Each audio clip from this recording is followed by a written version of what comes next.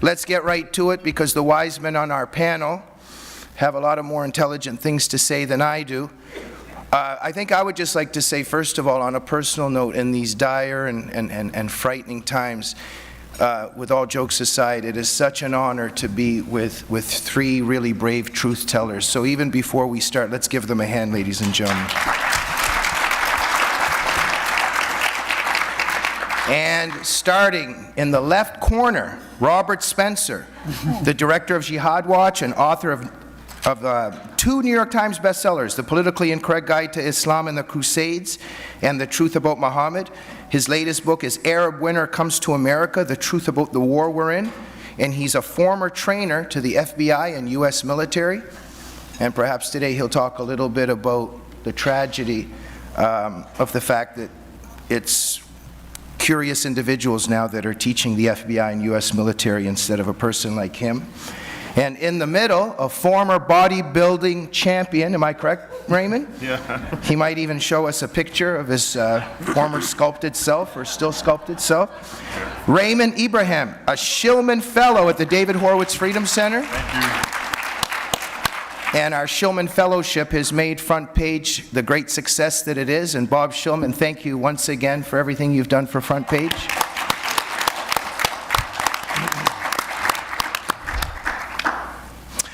He is Judith Friedman Rosen Writing Fellow at the Middle East Forum, and Raymond is also a CBN News contributor. And he is the author of Crucified Again, Exposing Islam's New War on Christians, and the Al-Qaeda Reader. And he's also fluent in Arabic and can translate, and this is a great strength and contribution to us, because as we know, we're often accused of not knowing the real Arabic when it comes to the Quran. And last but not least, the man, the myth, and the legend, Bruce Thornton. He is also a Freedom Center Shillman Fellow and a research fellow at the Hoover Institution and a professor of classics and humanities at the California State University. His latest book is Democracy's Dangers and Discontents, The Tyranny of the Majority from Athens to Obama. Let's give them a hand, ladies and gentlemen. So, gentlemen, our panel this morning, not this evening, is Jihad on the Offensive. I'd like to start with Raymond Ibrahim. You gave me a nudge last night saying there's something really on your mind lately. Let's begin with that, because I think that's an excellent way to begin. The accusation, I think, to the best of my memory, about truth tellers about Islam being conflated with haters of Muslims. Right. Let us begin with that and the slander that that represents, and perhaps how we need to fight that. Sure. Thanks, Jamie. The point that I'd like to bring forward is there's a number of apologetics, if you want to use that word, that are offered whenever the topic of Islam comes up, radical Islam, violence, et cetera, et cetera. And I think it's always important to try to show the flaws of these, because some of them are immensely popular. One of them, for example, is the whole, well, if the Quran has violence, well, so does the Bible, the Jewish scriptures, Old Testament, Revelation has an apocalyptic scenario, violence, et cetera, et cetera. And I've addressed that a lot of times, and I think many of you may be familiar with the proper response to that. But what I'd like to discuss now is it seems almost every time you talk about radical Islam, jihadism, et cetera, whether you want to put the word radical in there or not is irrelevant. I do it because you just get used to it. But Islam, Islamic violence, and all this sort of thing, the immediate response that you'll often get, and many of you, I'm sure, if you have this debate with people, is, well, you know what, the majority of the Muslims around the world are not doing this. And, the Muslim I know down here doesn't do this. And so it becomes this idea that because Muslims, perhaps the majority, are not engaged in jihad, therefore that is not the correct understanding. So I actually have an analogy that I could offer, which is basically Nazism, or Nazi Germany and so forth. Nazism, I think today, of course, we can all look back and say it was a very bad ideology, and it's something that everyone would have to condemn, of course, unless you are a Nazi still. But your average person, of course, we have no problem going up publicly and saying it's a terrible, ideology and so forth. But we also know from a historical point of view that when you go back in the Nazi era, there were Germans who were self-proclaimed Nazis and who were not so bad.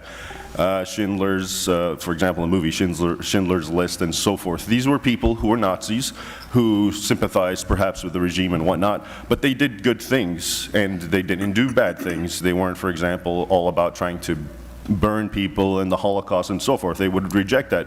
So my point is, yes, you will always have these people who do good or do not do the teachings that are bad, to stick with the Nazi analogy. But it's always, as you would know, this is a reflection not of Nazism, it's a reflection of them. In other words, they were this way in spite of Nazism, not because they were practicing a moderate form of Nazism. And it's this sort of paradigm that I would like to see transferred over to the Muslim debate, whereby we can say that Islam is what it is an ideology, it does call for warfare, subjugation of the non-Muslim, imperialism, all sorts of things that we see. Yes, that is Islam. Now that does not mean, of course, every single Muslim is doing that, but that's not a reflection of some good kind of Islam. And I think when you understand that, you start to realize, well, you're not condemning 1.5 billion people, as the number is often given, but you do need to understand that the ideology itself can be condemned. And I think we should be able to condemn this ideology. And we're not talking about the people. Sure, there's the Muslims who follow this ideology. These are the bad guys who are known as Islamists and so forth. There's the Muslims that may not follow it, but then that's not because they're following anything else. It's just they happen to be nominal Muslims, and some of them are good people. So I bring this again because this is the number one kind of pushback I get whenever I talk about the Islam question. What about the real Muslims? You're just talking theory. Look at all the millions who don't do this. So I think it's important, based on what we were talking about, Jamie and I, to make this strong distinction. It's okay for us to condemn an ideology because it is what it is, black and white, violence, and so forth. But that's not saying every single guy that is born, I mean, think of how many Muslims are just born into it. They don't even know their religion, and they can't leave it because of the apostasy penalty and so forth. So, but these people should never represent to us the true Islam. They're just the nominals, kind of like the Germans under Nazi era who didn't do the sorts of things. So that was basically the point I thought would be good to make. Thank you, Raymond. Oh, and let's go to Bruce. Your thoughts on Raymond's wise words? No, I think he's right. I think you could also look at another analogy, and this I found in Nathan Sharansky's book, and I never remember the title of it. It's the one that George Bush carried around. Case for Democracy, thank you. And you may remember he talked about there were the true believers. On the other side were the activists, dissidents, actively working against it. And the vast middle were what he called double thinkers. They didn't work against or reject the doctrine. And I think you have something analogous, and very careful with this analogy. But as Raymond said, you have millions, hundreds of millions perhaps, of Muslims who will never put on a suicide vest, who will not make the journey to northern Iraq to actually fight, will not become a member of a cell. But they believe in the same doctrines that those who will do those things believe in. And that's the point.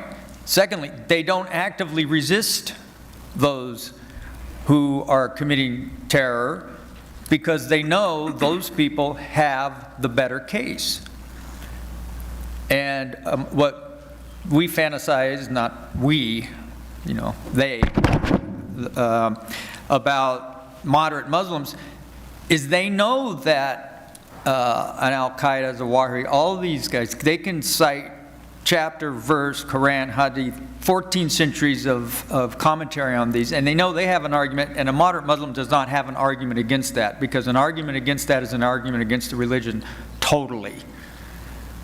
And they're not going to do that. Second point, very quickly, when you look at it from that perspective, you realize then that most of the trouble comes from the hardcore.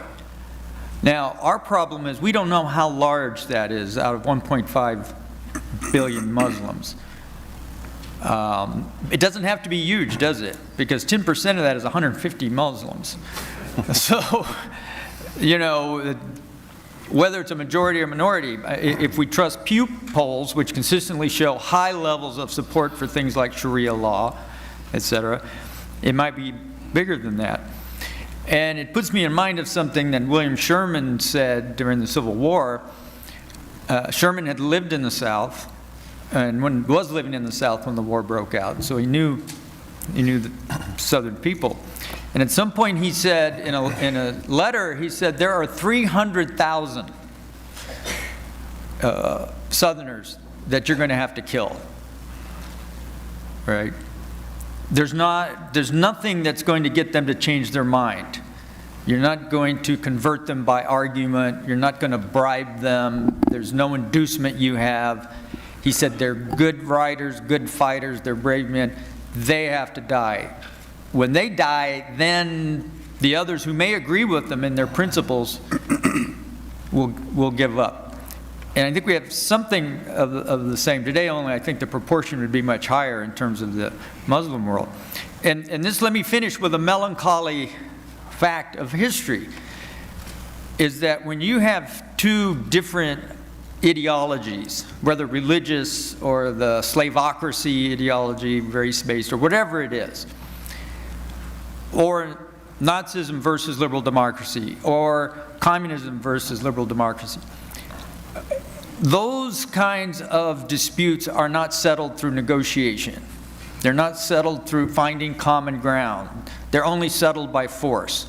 They only are settled by killing lots and lots of people until you killed enough to where they will give up. That's how World War II was fought. The only reason that the war with communism didn't follow that pattern is because there was a mutually assured destruction, and both sides had an interest in not settling it that way. But communism was an atheist ideology in which there's only this world. Iran has a particular brand of Islam that is messianic and apocalyptic, and we can sit here and wonder whether they really don't believe in what they say they believe in. But we should have learned from our experience in the 30s when every atrocity that Hitler and the Nazis ended up doing was all laid out in Mein Kampf, and then was repeated during the early 30s at the party rallies in Nuremberg. And nobody took it seriously. Said, well, they don't really mean that. I think it's the idea that when they say, particularly if you're Israel, if they say we want to wipe you off the map, you better believe they want to wipe you off the map, and then you better do something about it. Thank you so much, Bruce. Robert? Well, I hate to bring bad news, but that's really all I do, actually. The fact is, people have been asking me yesterday and today, as well as at pretty much everywhere else that I speak, what can we do to encourage the moderates? And I've got to tell you that there are moderate Muslims, but there is no moderate Islam. That is an unpleasant fact, but it is a fact, and I'll explain. Now, moderate Muslims, people usually assume that that means Muslims who believe different things from the jihadis, that they don't believe that it is part of their religious responsibility to wage war against unbelievers. They don't believe that they should hate Jews and kill them. They don't believe that they should subjugate women and non-Muslims as inferiors in the society under an institutionalized system of discrimination and harassment. There is actually no such Islam. People talk in the West and they take advantage of our ignorance about Islam to mislead people into complacency. I'll give you an example. There is a 512-page fatwa against terrorism by a Pakistani Islamic theologian named Muhammad Tahir al-Qadri. And about 5 or 10 times a day, Muslims write to me and they say, you say Islam is not a religion of peace, you should read Tahir al-Qadri. So I did. And luckily, you know, it's the wonders of the internet age, I was able to get a PDF and search it. And so what I did was I searched it for the Quran passages that exhort Muslims to commit violence and wage war against unbelievers. Because if he's really going to be presenting an alternative form of Islam, then it would be just commonsensical, would it not, for him to take up those passages and explain why Muslims should not take them as marching orders today. And I searched for chapter 9, verse 5, slay them wherever you find them. Chapter 4, verse 89, slay them wherever you find them. Chapter 2, verse 191, slay them wherever you find them. Chapter 9, verse 29, fight against the Jews and the Christians until they're subjugated and pay the tax. Chapter 47, verse 4, when you meet the unbelievers, strike at their necks, behead them. And others of that kind. 512 pages, he never mentioned any of those verses. Now, do you understand the implications of that? This is supposed to be a piece saying that terrorism is wrong and Muslims should not engage in it, and he never addressed any of the justifications that the jihad terrorists use to show that what they're doing is Islamically correct. That's not a reform kind of Islam. That's not a moderate Islam. That's a big, extensive, elaborate effort to deceive unbelievers and make us ignorant and complacent about the jihad threat. You cannot reform something, you cannot fix a problem without acknowledging that there's a problem, you see. And there is no moderate Islam. There is no version of Islam that does not teach warfare against unbelievers and their subjugation. It's just like this. This does not mean, as Raymond and Bruce were saying, that all Muslims are doing this or all Muslims are even on board with this. But it's just like in the Catholic Church. The Catholic Church teaches, as part of its official teaching from the Pope and so on, contraception is wrong, contraception is immoral, don't contracept.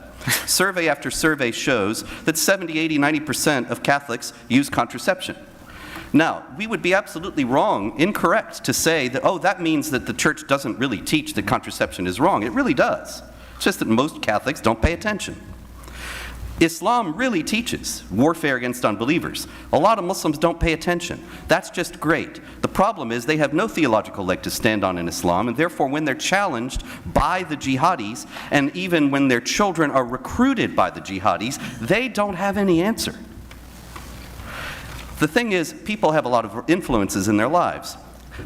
Many of you have a religion, but you also have other perspectives, other priorities, other beliefs, and all of these things are complicated in everybody's heart and soul and mind, so that you have a spectrum of belief, knowledge, and fervor. Some people are very knowledgeable and very devout, whatever their religion may be, and some people bear the name of the religion, but they couldn't care less, or they don't know, or they're just more interested in something else.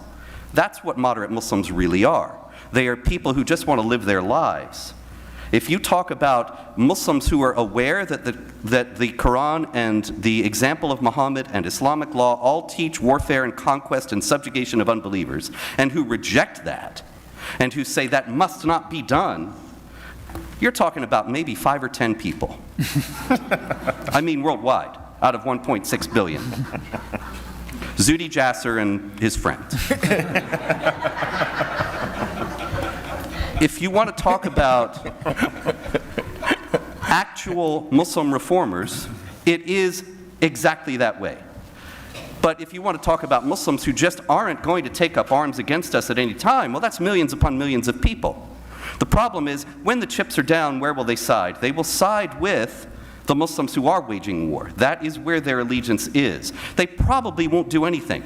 But to base our foreign policy and our domestic policy, our immigration policy, to base the future of our nation, to base our children's lives on the idea that the vast majority of Muslims don't want to do this, don't care about jihad and conquest and subjugation, and that somehow some large group of Muslims who are moderates are going to rise up and fight against the jihadis and stop them, that is not only foolish, that is suicidal. Thank you so much. Gentlemen, I have several questions, so please now in the next few rounds, a little bit briefer answers, but just as wise, please. But I have a feeling that before my new questions, the wise men want to follow up a little bit. So let's start with Raymond. Briefly, Sure. please. The moderate, to go back to the moderate radical dichotomy that we believe exists. One thing that I've also noticed, because I follow very much the Arab media and the Arabic world and see what's going on there, it's those, I've often found that the moderate Muslims, to use that word, who are actually having an influence, whose lives are in danger, are the ones that you probably never hear of. These are the ones who are actually in the Middle East, in Egypt, in Al-Azhar, and so forth. I'm not trying to exonerate Al-Azhar because it's full of its own problems, but I've seen and I've heard heard some of these sheikhs and they talk, and my point is, this is really where the debate is. It's there. And these moderates who you don't know about are the ones who are sort of in the thick of it. Now, the reason I bring that up is because the flip side of that is the moderates in America, I think, are not only ineffective in the bigger debate of the Islamic world, they actually have the potential to basically lower the West's guard, because what they are, the moderates in America, are completely discounted in the Islamic world. They never even heard of them, the people who are living in the Middle East, and if they do hear of them, they just see them as, okay, these are just, you know, sort of American-washed, if you will, or Western-washed Muslims doing whatever they have to do to make a buck, and in the end, it even helps the Islamic world's image, the moderates, the so-called moderates in America who do this. And then who listens? I mean, the audience of the moderate Muslims in America, it's not Muslims, it's us. And that's the danger, because then so many people in America, they listen to these moderates, it sounds good. The moderates offer sort of a Western paradigm that is very palatable to Western sensibilities, and it sounds great. And then we start believing, okay, there's hope, it's going to change, et cetera, et cetera. Meanwhile, these guys have zero influence on the real debate over there. And so I think there's a little bit of danger in the so-called moderate Muslims. And I'm not doubting their sincerity or whatever the case may be. I just know for a fact these guys count for almost nothing there. And that's where it's at. This is where the world of Islam is. This is where, you know, the debate is going on. It's not here, and yet they're here talking to us when they should be over there talking to them, and then too many of us start listening to them. And I think that's just something to be cognizant of and aware. Thank you, Raymond. Bruce? A couple of points. One, something Robert said is, remember that when a Muslim condemns, a radical Muslim condemns terrorism, in his mind is not what's the same thing in our mind. And the real experts at this over the years has been the PLO, that we have retooled as the PA, the Palestinian Authority after Oslo. It's the PLO, and it's Fatah, it's the terrorist organization. So they say, oh yeah, so of course we condemn terrorism. They mean Israeli police shooting rubber bullets at rock-throwing urchins, right? What Muslims do is not terrorism in their mind. It's an Orwellian use of language so that they can say, of course we condemn terrorism. Terrorism is wrong. But in their mind, it's not terrorism. And many in the West have gone along with that. And they say, oh no, that's national resistance. And look at the history of Protocol I to the Geneva Convention, which Ronald Reagan was smart enough not to sign, but I think Obama has de facto ratified that, with the Palestinians in mind, said the rule about having to wear uniforms to be subject to Geneva Conventions doesn't count for people who are in fights of national resistant movements. We're going to exclude them. And you look at the history of that was the Soviet Union behind that, with an eye on the PLO, so that they would get the Geneva Convention rights that by law they don't deserve.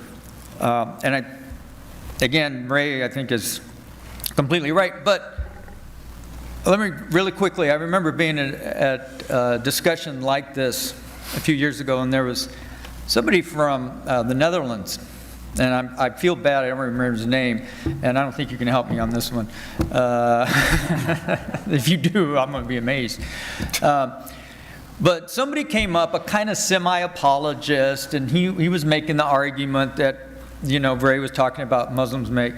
And I remember his first name was Bart, and Bart said, he said, you know, that's kind of interesting. All I want is for them to behave. In other words, I don't care what their little, you know, theological debates are about this verse and that verse.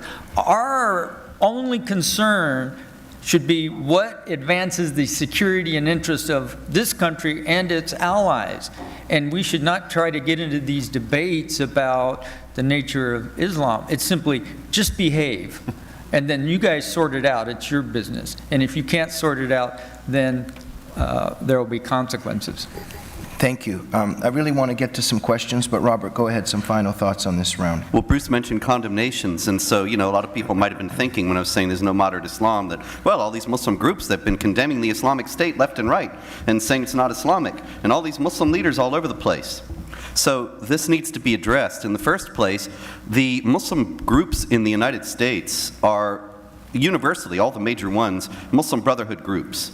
The Muslim Brotherhood sees the Islamic State as a competitor. The Muslim Brotherhood was founded in order to restore the caliphate. They had their best chance with the Morsi regime in Egypt. They blew it. But then this other group, this upstart al-Qaeda group, starts a caliphate and stole their thunder. So, of course, they condemn the Islamic State because they're competitors with it, not because they are in principle against what the Islamic State is doing. And, of course, a lot of this is just plainly deceptive. The most ironic and stupid thing about, well, there's so many competitors, I shouldn't say the most ironic and stupid thing about U.S. policy, but a very stupid thing about U.S. policy is the constant refrain that people say, we can't call these people Islamic because that will just dignify them and that will get them more supporters in the Islamic world. Well, the news is Muslims don't care what non-Muslims think about Islam. In the Quran, non-Muslims are called the most vile of created beings and likened to cattle. And the Muslims are called the best of people in the world. Do you think that the best of people in the world are going to listen to Barack Obama? And some say that I'm a Muslim and I'm thinking, maybe I should go to Iraq and join the Islamic State. Oh, but then John Kerry said they weren't Islamic. I guess I better not. Yeah. It's wildly absurd. Thank you. Gentlemen, I just, and now, sorry to repeat this, but let's now try to make this a little bit more of a 1 or 2 minute chat for each person because I want to get to some stuff. I'm very interested in denial in general. For instance, in my life, being from the former Soviet Union, I was very interested in this psychology. The Rosenbergs and Algerhis were innocent, innocent, innocent, innocent. You argue, argue, argue, argue. Finally, you prove they're guilty, and then the leftist says, but at least they didn't snitch. And there's somewhere where the discussion is never really about the discussion. So I want to ask you something. Let's just begin with this in terms of the Islamic side. For instance, I'm down on 3rd Street Promenade often doing some public outreach with the Counter Jihad Coalition, and we'll debate with Muslims.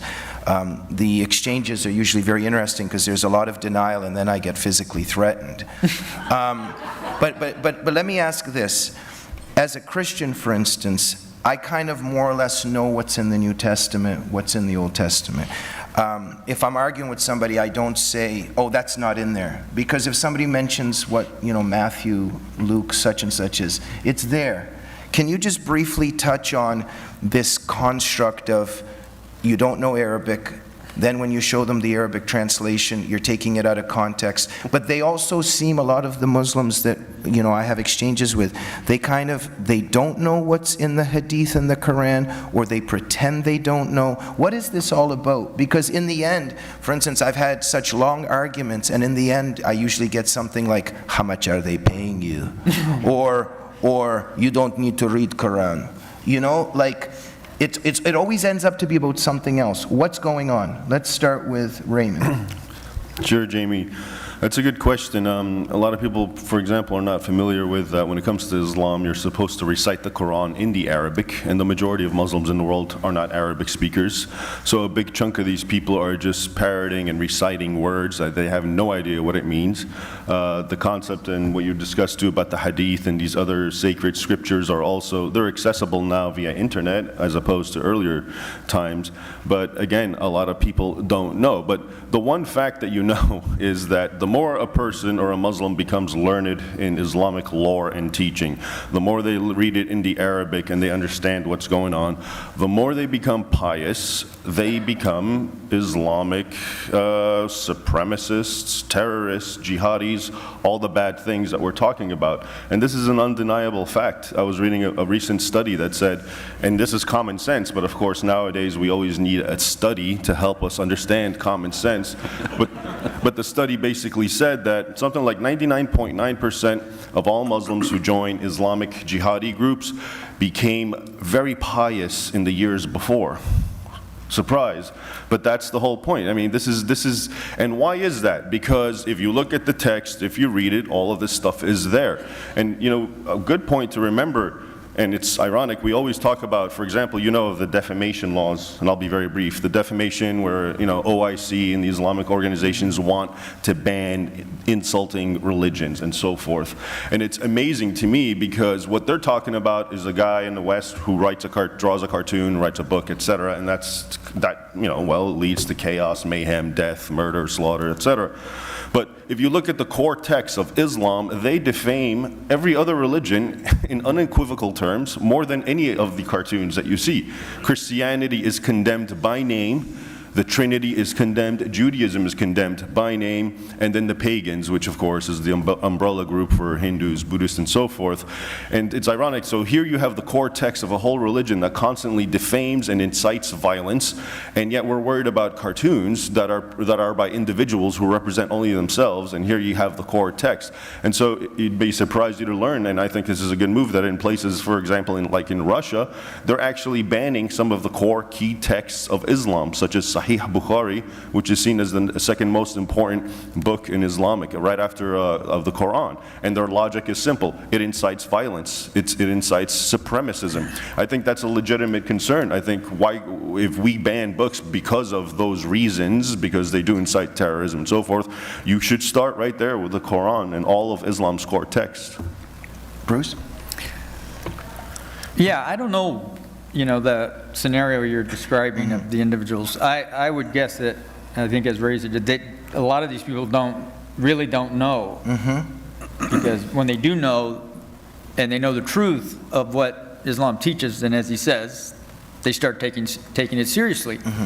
Now, we can use an analogy, you know, up in the valley at the university I teach at Fresno, we have more kids who are practicing Christians, okay? But if you start to quiz them on the theology of Christianity, which is 2,000 years of extremely sophisticated, complex thinking about the doctrines of Christianity, they don't have a clue. They don't have a clue. And I imagine the same must be true for many Muslims. But here's the difference.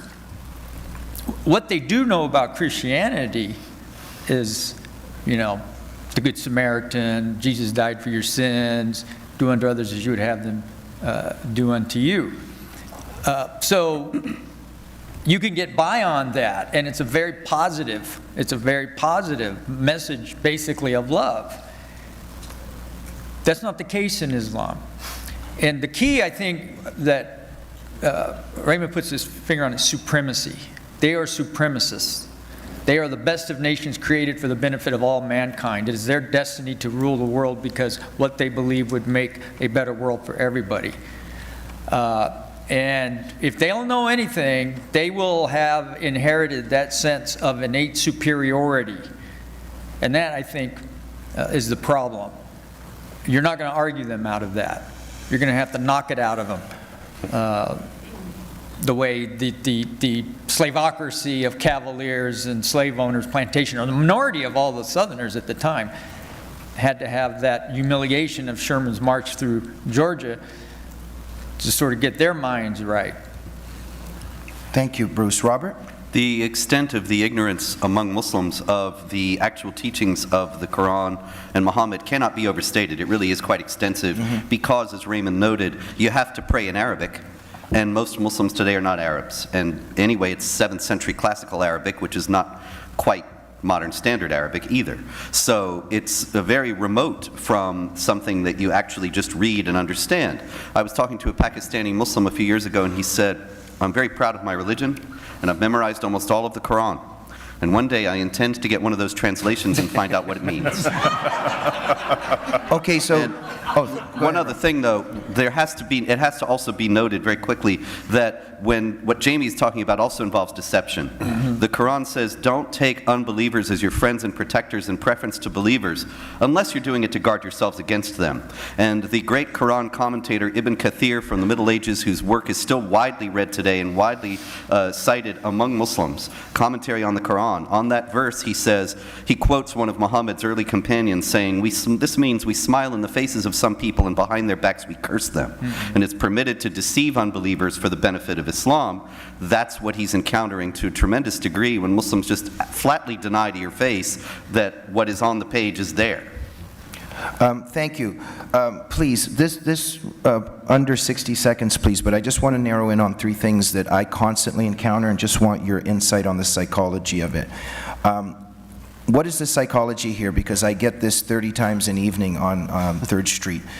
We have a poster and it has ISIS beheading a person, and there's some quotes from the Quran that justify it. And the Muslim says to me, this is not Islam.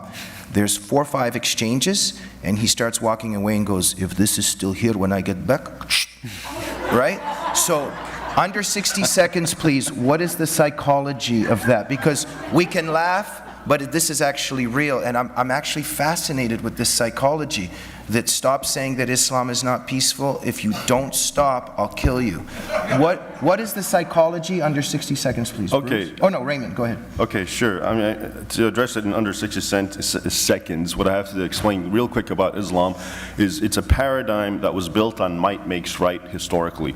This is what it was all about. Islam's appeal is it beat people on the battlefield, it plundered them, it enslaved them, and that was something that until today in Arab schools they teach as I call them, the openings, which is really the bloody conquest of all the early Islamic conquests, and they're portrayed as a wonderful thing. The time that Islam was on a retreat was I'd give it a rough estimate from the 1850s to the 1950s, and that was because the West not only beat it on the battlefield, but that was a time when the West had some confidence in itself, and if anything, confidence attracts, or power attracts Muslims. That's how Islam started. And this is the era where so many Muslims, Islam was about to die, basically. If you think about the Ottoman Empire, and this was a standard jihadi bearer of the Islamic world, that was the #1 country that became so westernized, so secularized, they actually got rid of the Arabic script and adapted the Roman alphabet. And the point is, they saw the West and how it was, and it was dominant, it was unapologetic, and they felt we have to be like that. That's the Muslim mentality. Now, it's the opposite. Because of the West's, whatever word you want to use, liberalism, lack of faith in itself, godlessness, whatever, it's now pushing Muslims away from trying to emulate. So it's gone from emulation to contempt. And it's exacerbated, of course, by the fact that all the elites in the West tell Muslims how wonderful the religion is and how they should embrace it, et cetera, et cetera. So now it's from making Muslims want to be like the West, we are pushing them out of our way so they can become and embrace the Islamic Jihad. So that's part of the warped mentalities you're alluding to. Thank you. The psychology I illustrated, and I'll try a new tactic. Bruce, under 5 seconds. Cognitive dissonance. No, they're spiritual. They're in a spiritual mentality, and we come at it from an enlightenment, rational sort of evidence, materialistic, and they're in a spiritual, and you can have those kinds of contradictions within a spiritual sort of universe that they live in. Okay, Robert? It's all about slander. Slander in Islam is not lying about somebody. According to Islamic law, slander is making known something about someone that he does not want known. And so the guy doesn't want Muslims to know, non-Muslims to know that those beheadings are Islamic, but he knows they are. So he tells Jamie, take that down or I'll cut you. There's no contradiction at all. Wow. He wants the deception to remain. Thank you, Robert. Now, we also get accused by the Unholy Alliance. We get it from the left all the time. I'm always surprised at how much millions of dollars I'm getting in back alleys getting passed to me in envelopes. There's always this thing about the money that the left uses, but just also very quickly, just the psychology, and we'll move on. I get this a lot. They'll take me to the side and they'll go, they paying you a lot, yeah? A lot of money? And I get that constantly. Just very quickly, this slander of us that it's all about money. We get it from the left, but we also get it very much from the Islamic sphere. What is this accusation of money? and that we're paid? Is it to erase that there's real humanitarianism involved, or that we care? Bruce. You want Bruce? Yeah. What they're saying is you are in the pay of the vast Zionist conspiracy. Right. This is the old protocols of the Elder Zion slander, is what we're talking about. And you're right, it has crept over onto the West also. When they, over this Iran unfolding disaster with Iran, and I forget who it was, mentioned donors. May have been Obama said, oh, you may want to do this because of your donors. Everybody knew what he was talking about, right? He was saying the Jewish lobby, the vast, great, control that 2% of the population has over the whole world, right? So that's just a recycle. It's a recycling of that nonsense. Raymond? Well, I can't really add more to that. Okay. Robert, you want to say something? Yeah, in the Quran and in Islamic tradition, there's no idea of unbelievers acting in good faith, especially those who are actually trying to oppose the spread of Islam. They are perverse, they know better, they know that Islam is true, and nonetheless, because they have some ulterior motive, getting money, getting fame, whatever, they continue to pursue it. There's a story of these Christians going to see Muhammad, and on the way, the leader of the Christians tells the rest of the group, we know this man's a prophet. We know that he's true, but the Byzantines are paying us good money to fight against him, and so when we get there, we have to resist him every step of the way. And see, they're just venal and dishonest, and this is the portrayal of unbelievers all through Islamic tradition. This, if you're a Muslim growing up with these kinds of stories, of course you're going to think that all of us, we know better, but we're in it for the dough. Thank you. Okay, let me ask this, because we deal a lot with jihad denial, and I think we're all aware that jihad denial enables jihad. In other words, if we weren't engaged in denial, I think we would agree that the Tsarnaevs would not have been able to do what they did. I think that Nidal Hassan wouldn't have been able to do what he did. So I think that there's definitely a complicity in jihad by those who deny jihad. However, we very much want there to be truth-telling. But let's suppose that tomorrow Obama just comes out and says, there's a problem with Surah 9.5, there's a problem with Surah 9.29, and Islamic theology, it buffers, it sanctions, it mandates jihad, and blah, blah, blah, blah. Wouldn't that be such an inflammatory situation at the same time where it would cause such a collision? And I'm obviously playing the devil's advocate here, but there is an argument to be said that it would bring on and inflame a gigantic conflict, and do we need to be maybe in some ways more strategic? Raymond? Well, I mean, my initial answer is better now than later. So in other words, let's get it on. Let's get it, well, my thing, and when I'm asked these sorts of questions, is I'm guided by truth. Get the truth out. Whatever the consequences will be, they will be, and I'm sure they won't be very pretty.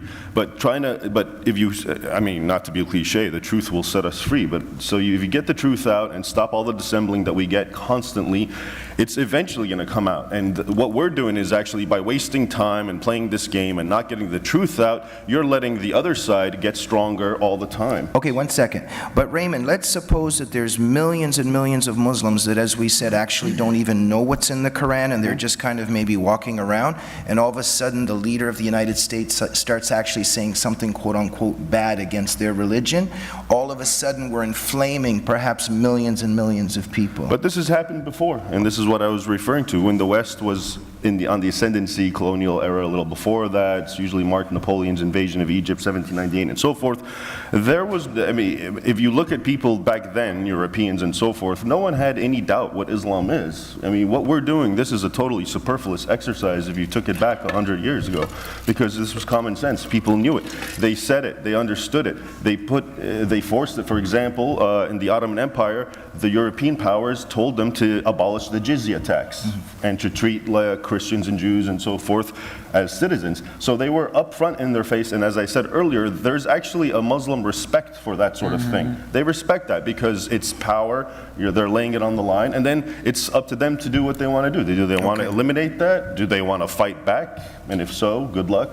Okay. Bruce, kind of the danger of if we actually get what we Well, want. the danger is as Ray said it out, and we went through this once before in the 30s, and it's very interesting to look at that segment of the Brits in the 30s who thought that Germany had gotten a raw deal with the Versailles settlement, that they had legitimate grievances, and that we can't really be too critical of them because we're just going to, you know, inflame them and push them into the Nazi party. And there were a lot of people, even at Munich and post-Munich, who said, well, this is our fault, you know, because we didn't address the grievances. It didn't help. It didn't help because Nazism was an ideology of dominance and conquest. And as Ray says, all of that appeasing simply confirmed their estimation that their enemy was weak and could be taken. And this is exactly what we're doing today. We are confirming their estimation that the West is corrupt, it's godless, all it cares about is money and material comfort. And they can see a lot of evidence of that on satellite TV, let's face it. And that, as bin Laden said, we ran from Mogadishu, we ran from Saigon, we run from everywhere. And so if we just push, if we just push, if we just push. And I agree, it just come right out and tell the truth, and let's sort out who's willing to die and who isn't. Excellent. Just before we go to Robert, I'm thinking about the rounds left. Michael, approximately how much before question period?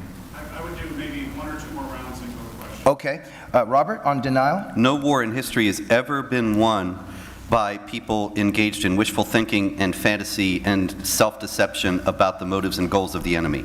Ever. It's not going to happen now either. And moreover, the United States has not been standing for its own principles in this conflict. Imagine how different things would have been if we had gone into Afghanistan and Iraq after 9/11 and said, we are standing for and going to protect the freedom of speech, the freedom of conscience against the death penalty for apostasy, the equality of rights of women before the law, the equality of rights of non-Muslims with Muslims. And all Muslims who support that, we will protect you and we will help you. There would have been millions of Muslims, I would wager, who would have joined up and supported us on that basis, because there are millions of Muslims who see that in the West and want it, but they are trapped because they have no support and no help and no acknowledgement from the West that they have a good and legitimate cause. There are hundreds of thousands of secret converts from Islam to Christianity, or just atheists who are living underground in the Islamic world. If we had come in and said, we're going to protect the rights of apostates from Islam, we could have had hundreds of thousands of people supporting us. But we've never stood up for our own principles in this conflict. If we had been honest from the beginning, I think things would have been very different. Okay, so let's talk now about the danger and also perhaps the motives behind the denial from the top. So let's crystallize it with this. We have an Al-Qaeda terrorist that goes into a Jewish deli in France. He's in a Jewish deli because it's Jewish. He kills the people in there because they're Jewish. He even makes a phone call to a local station and says that he's there because it's Jewish and he hates Jews. And then there's a president of the United States that says that some guy was just shooting randomly into a crowd. Why is Obama presenting it in this way? Is it because he cares for us and wants to avoid this collision? Or is there a real malicious intent there, Raymond? And what are the dangers of this tactic? Well, there's a lot there. As I always say, when it comes to Obama, and really to any of these officials and authorities, Western officials and authorities, when it comes to the Islam question, and they give you the whole, no, this isn't Islam, and et cetera, there's only 2 conclusions. Either this person is a complete idiot, or he's a liar, and they're just both as bad. And this is what you have to deal with. A lot of people will say, oh, no, Obama is not a Muslim, or he is a Muslim. That's irrelevant at this point. The fact is, his policies are such that they empower the radical Islamic types. And this is sort of what we need to be cognizant of. But he, of all presidents, and I've said this before, is the one that it would have actually been nice. The one good thing he could have brought to America as a multicultural, ethnic kind of quasi-Muslim Muslim as he portrays himself, is that he does have knowledge of Islam. This man went to the madrasas in Indonesia. His father is a Kenyan. He knows Islam, and instead of all the presidents, it seems he's the one who's giving us the whitewashed, politically correct, multiculturalist view. Yeah. And that to me means I think he's lying about it. Right. And but like I said, in the end result, whether you have a fool who's saying that we need to get job opportunities to ISIS, Okay. or whether you have someone who's lying out their teeth, it's Okay. the same thing. Thank you, Raymond. So, Bruce, this is also an administration where the Muslim Brotherhood front groups came in the early part of the Obama years and said, we don't like this in your FBI manuals, take it out. And they take it out. They take out all references to Jihad. They take out all references to Islam and FBI training manuals. This is also an administration that did not pursue Muslim Brotherhood front groups that were named in the Holy Land Foundation trial. So I guess I'm narrowing in on quote-unquote malicious intent. I don't know, and I don't care. I don't find it interesting to try to divine individual motives. I do know, however, the reigning ideology of the world Obama came from. And it wasn't Kenya, it was the American university. And I'm telling you, you want to understand Barack Obama, I can reach into any university in this country blindfolded and pull out 5 English professors who think exactly like Barack Obama does on every single issue. And what this is reflecting is, one, the Marxist demonization of the West, of liberal democracy and capitalism as imperialist. That has become second nature to them. So Just a second, I'm just the going to West interrupt. is I'm just wrong. going to interrupt for a second. But you just said that you don't care about motives, but those are motives. No. I'm talking about a larger idea. I mean, individuals. I don't want to talk about individuals. Okay. What an individual's motives may be. I want to talk about the larger, Right. culture-wide ideas. But Obama's motives is exactly that That ideology. could be it. Okay. It could be he's a secret Muslim. He could be Okay, he's a space okay. alien. I don't know. Okay. But I should apologize. It's an insult to space aliens. But, Okay, go ahead, they're sir. usually a lot nicer. But you have this culture-wide, fashionable idea that the West is wrong, the West has been oppressive. Any person of color that can qualify as a victim of the West gets the benefit of the doubt.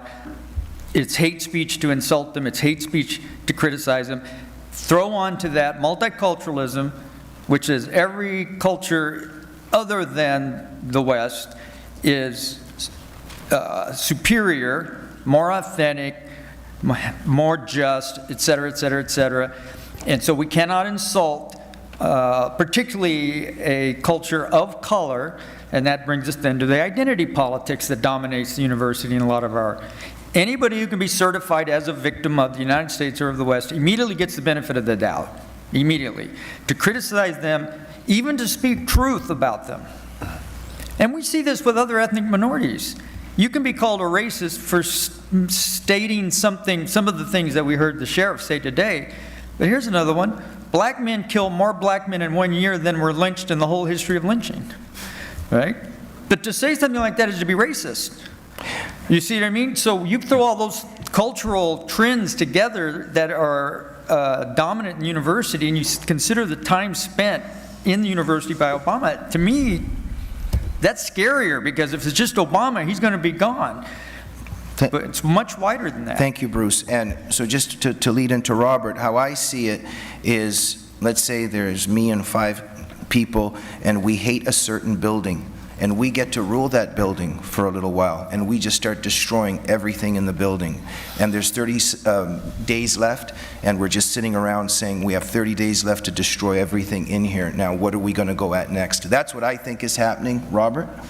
Yeah, you know, in the 2008 campaign, there was a photograph that was widely distributed of Barack Obama walking from one place to another with his finger in the book, The Post-American World by Fareed Zakaria. And it was clear that he was engrossed in the book, he was keeping his place, he wanted to get back to reading it as soon as he could.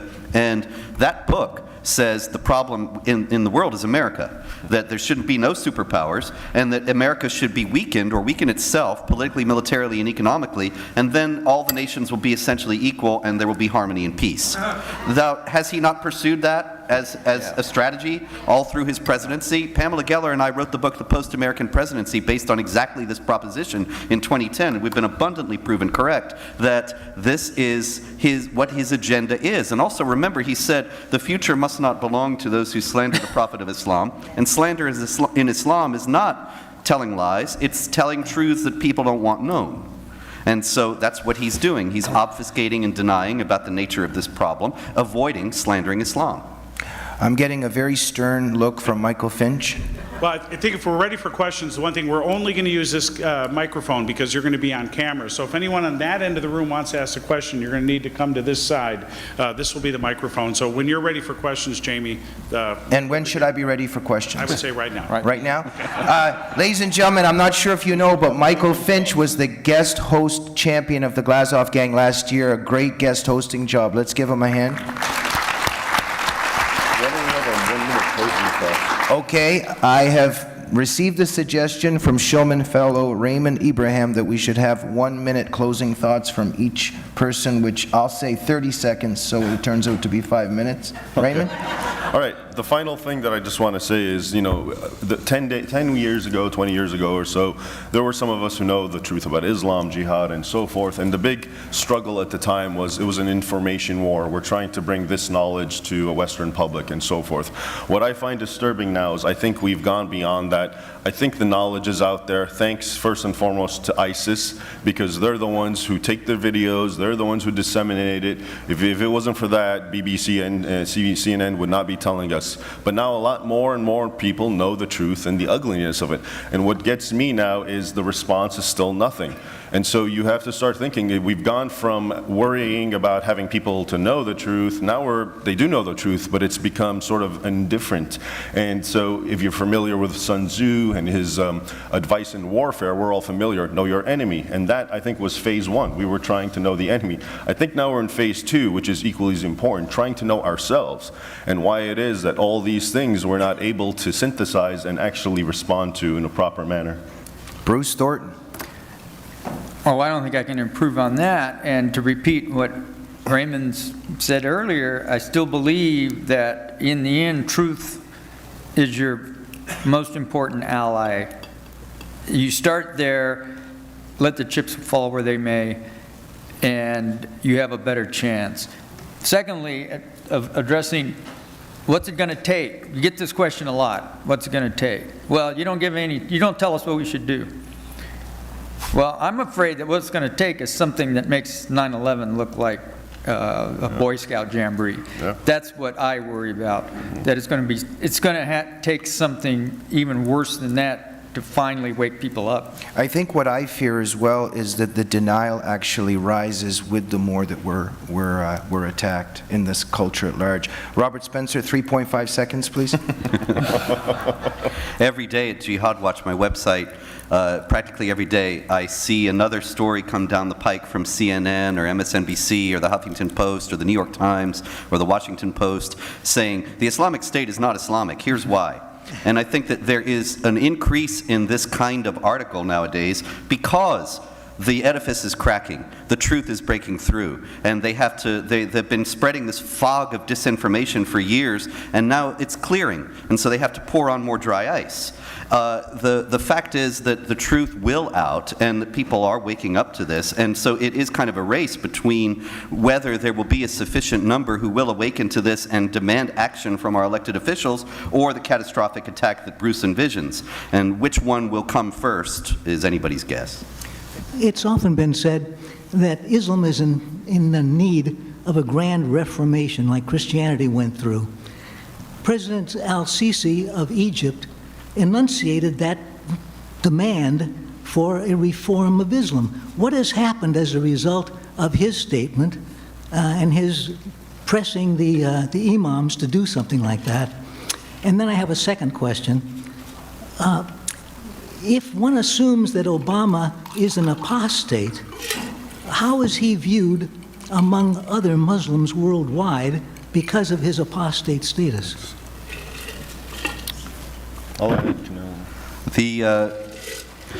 apostasy issue is very curious, because if he really, I mean, he's known, he was listed as a Muslim in Indonesia in school, the school records and so on, and his father and stepfather are Muslims, which makes him a Muslim according to Islamic law. And so you're right, the silence is deafening. Why nobody in the Islamic world ever denounces him as an apostate is curious, to say the least, and suspicious.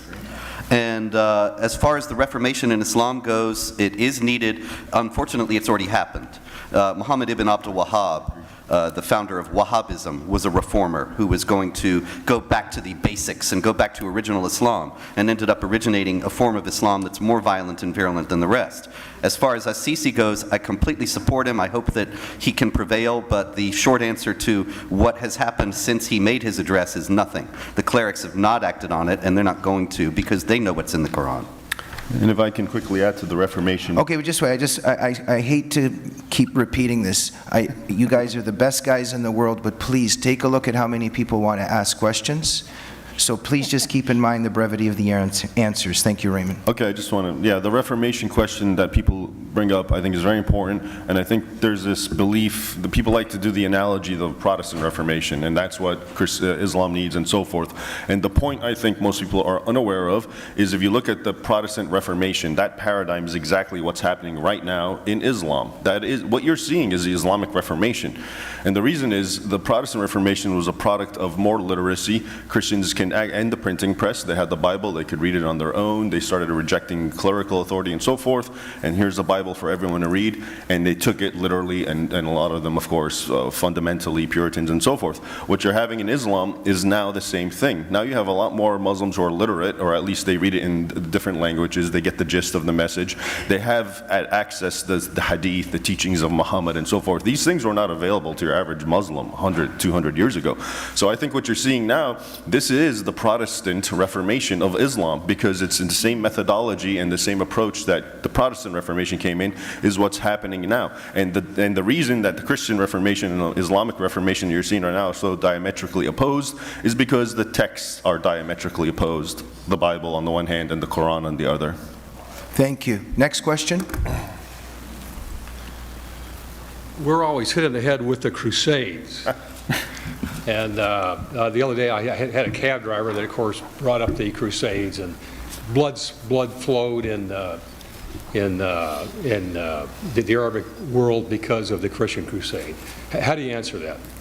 The Crusades were a late, tardy, small-scale defensive action after 450 years of jihad attacks that had conquered, Islamized, and overwhelmed what had been before that over half of the Christian world.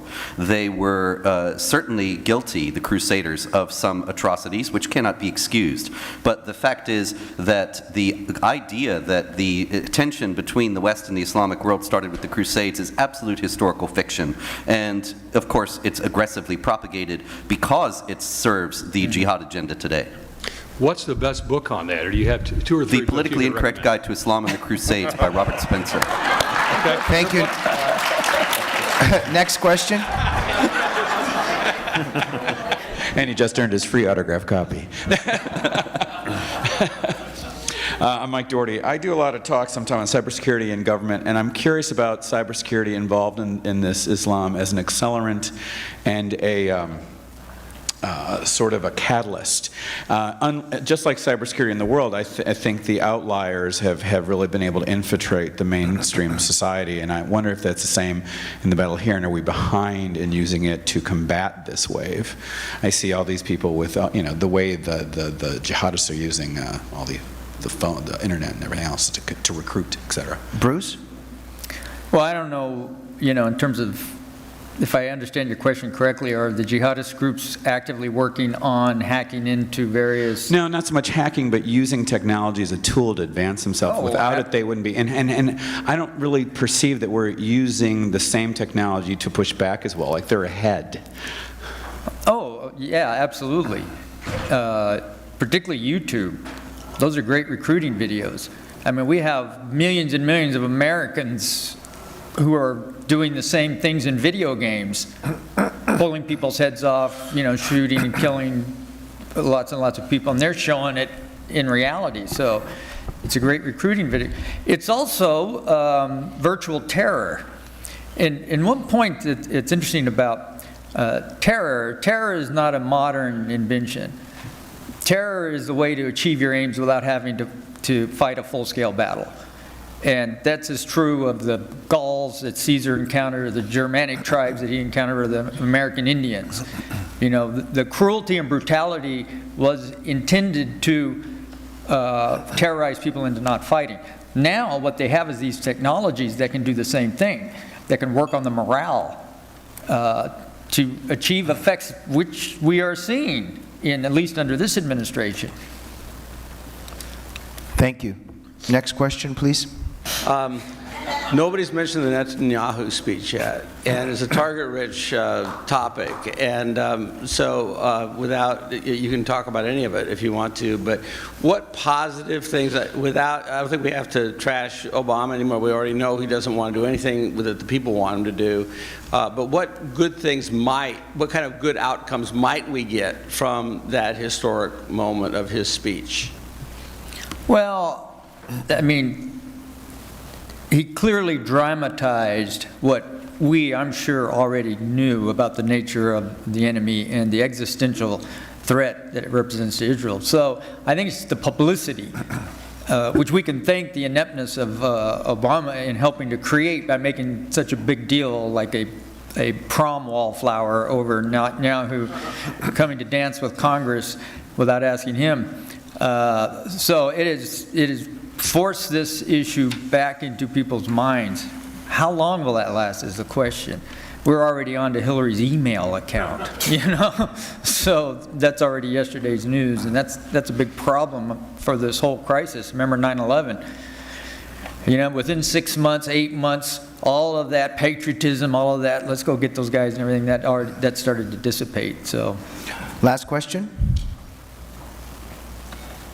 So I'm a college student, thank God for another 2 more months, but the fact of the matter is that there is an issue around college campuses. There's this tolerable tyranny known as political correctness. And the fact of the matter is that when I try to discuss the issues of radical Islam, I'm also confronted with this idea of Orientalism. I'm confronted with this idea that Islamic State is truly not Islamic. But what's happening on college campuses is that the left and these liberals, these fake liberals, are going out there saying that we cannot discuss these particular topics because it is completely offensive to do so, and it's offensive to do so when you have the Muslim Students Association going out there spewing their rhetoric and whatnot. So how do I, in the same way that Bill Whittle said, was try to cater to the heart and mind and the feelings of the left to bring this point across that if we cannot fight this radical Islamic way of thinking, that we're going to essentially lose what freedoms we actually have. And this is, thank you so much. This is a great way to end. So in terms of our tactics, strategy, let's start with Robert. We'll go to Raymond, and the last words to Bruce. I don't think you can reason with the left on campus. They are impervious to facts. You can have the facts available, and the Freedom Center has quite a lot of resources about that you can use. But also I think you should use their tactics against them. Point up their contradictions, hold a Honor Killing Awareness Week to defend the rights of women, an FGM Awareness Week, Apostates from Islam Defense Week, you know, this kind of thing that shows that, wait a minute, you're not actually in favor of human rights for these people? And that kind of thing, and mock them, make fun of them, ridicule them in every way that they do to us. These things are effective tactics, and there's no reason why we can't use them in conjunction, and this is the distinction that we have between us and the left, that we will have the facts on our side and we will have them available for any reasonable person. But right now we are just so po-faced and serious, and they mock us, and that's the end of the debate. And if you turn that against them, they're absolutely confused, stunned, and humiliated, and they have no response. And this is why it's a good thing to do. I largely agree with Robert. especially in the fact that, you can't really reason with people from that mentality. They come with a very loaded paradigm of thinking, and it has nothing to do with reality, of course, and so it's always about trying to justify and apologize and so forth. But another point that I see with the left, and this goes back to something I tried to allude to earlier, which is we know the Islam threat, we understand it, it's obvious and so forth, but the enemy at home is oftentimes the left, and we as a group of people, for example, who think rationally and want to do or implement the proper procedures or policies for the Islam threat are hampered by the left, whether it's the media, whether it's the academics, whether it's all these types of people. So in a way, really the war starts, and I don't mean it literally, but it starts right here at home and with these people. And unfortunately, as Robert said, it's very difficult to argue with them because they're not rational, and they're just out to validate their own particular positions, unfortunately.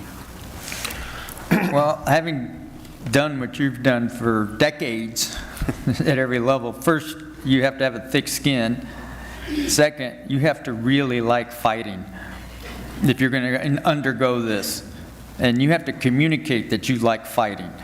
And that, however high they raise the ante in their insults or their whatever, you double them. If they take one of your eyes, you take two of their eyes. Because they're bullies. And that's the only thing a bully understands. Not argument, not anything else. And at the very least, they'll leave you alone, and ignore you, and go find an easier target. But you're not going to change their minds. They're cultists. It's like going into a Scientology meeting and saying, I'm going to change your mind. It's not going to happen. Before we go, actually, I just want one name or one word in terms of truth tellers, because it gives us hope that at least that there's still some heroes. In our media, somebody that gives me a lot of inspiration is Sean Hannity, in the sense of even his bravery of who he invites on to tell the truth. Can you give us one name of somebody that gives you hope in our culture and media that's telling the truth, Robert? Is there anyone? Can you go to the other guys? Raymond? Well, it's a very sad state of affairs then, right? Yeah. Raymond? I'm sorry to say, I really don't even watch the news. I get my news information from different sources, but I can't even sit and It's watch how bad it is. It's like a zoo. Yeah. Rush Limbaugh? Bruce? Yeah, all of those guys, you're absolutely right. The problem is the people that are listening to them, in the most part, already agree with them. And what we have to do is try to figure out some way to get beyond, our choir to proselytize among the heathen, and I don't know how you do that. Yeah. And I don't know who's out there that could do that, because immediately any of us that does that will be put into the box of right-wing nuts, or, stooges for Israel, or the oil companies, or whatever. Already there. Well, we're looking forward to the day when Anderson Jamie? Cooper has a one-hour Jamie, one thing very discussion with briefly. Robert Spencer. There was an article in The Atlantic, of all places, about the Islamic State being Islamic by Graham Wood. And so I had never heard of Graham Wood before, but there's the guy. It was honest and in the mainstream. Astonishing. I fainted. I'm sorry. I'm Wait, not wait, Michael. wait. All right. Because he mentioned this Graham Wood article, and here's what really irritated me is the response of some so-called conservatives to this article as though it were a revelation. Finally, what? The Atlantic said it. Must be true. Here's two guys right here who have been saying this for 10 years. And you've got Peggy Noonan saying, oh my gosh. I mean,